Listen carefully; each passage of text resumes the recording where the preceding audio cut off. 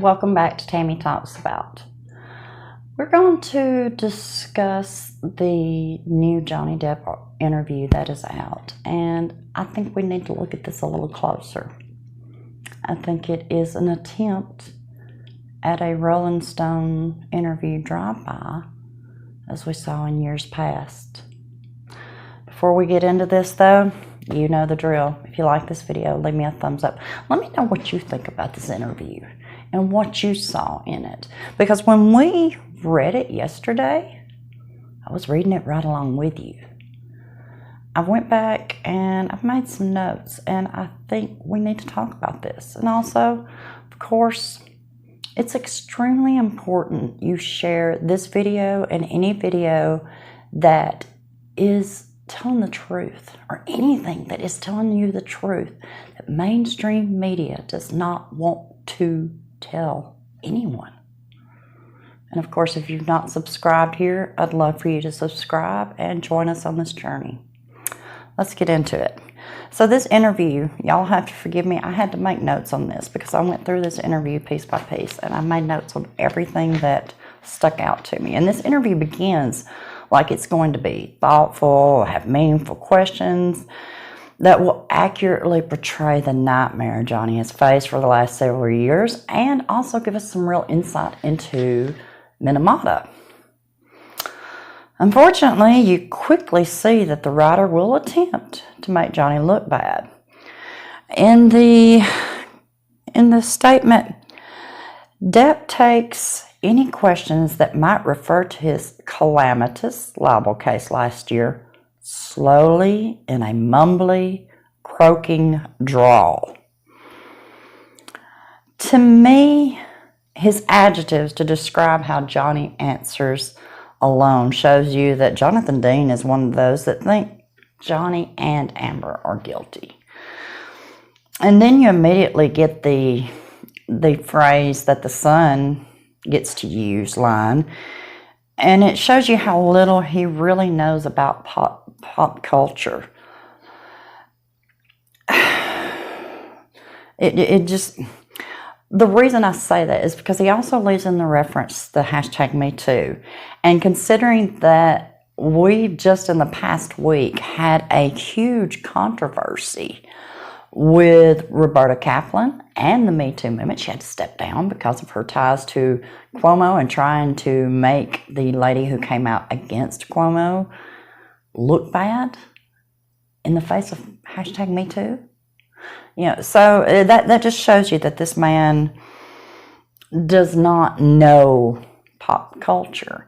And then we go into the next, and let me get to this part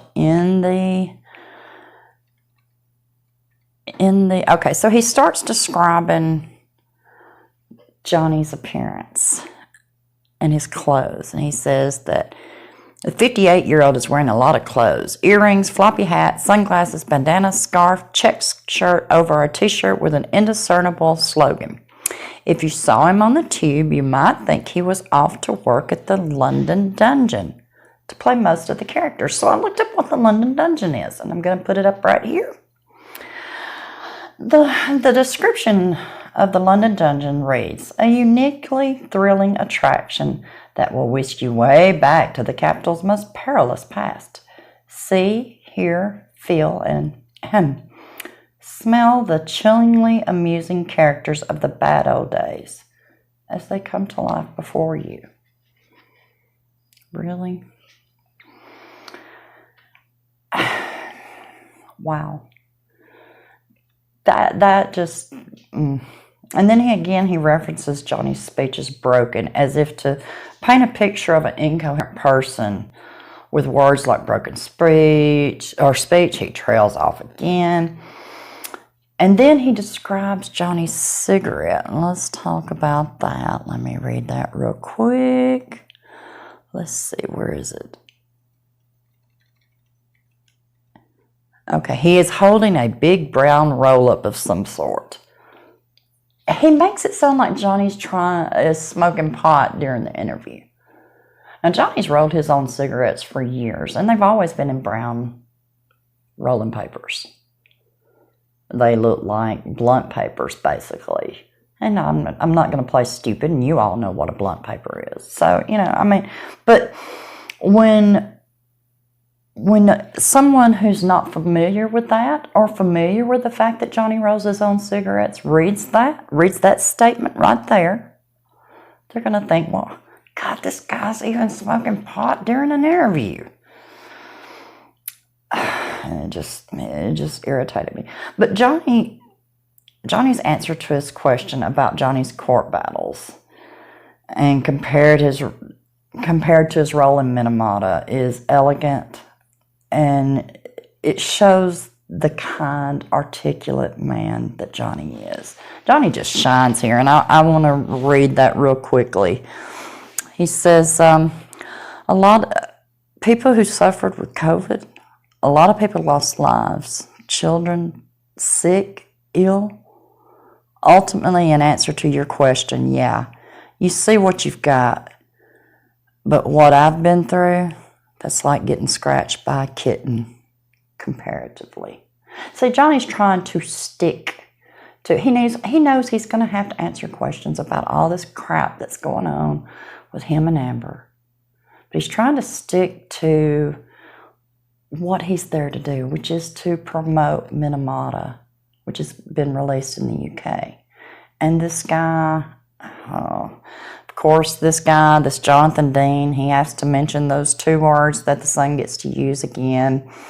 And he describes the London court battles as the grottiest showbiz trial of the century. So, of course, I looked up what grotty means. This is another British slang. I'm going to put it up here. British slang for unpleasant, nasty, or unattractive, of poor quality and bad condition. So you see that this writer he's out to make Johnny look bad. He really is. And then you get into the next here, and he mentions the picture of Johnny passed out that was used in court. He also mentions urination and feces, but he never tells the reader that it was Amber who shit the bed.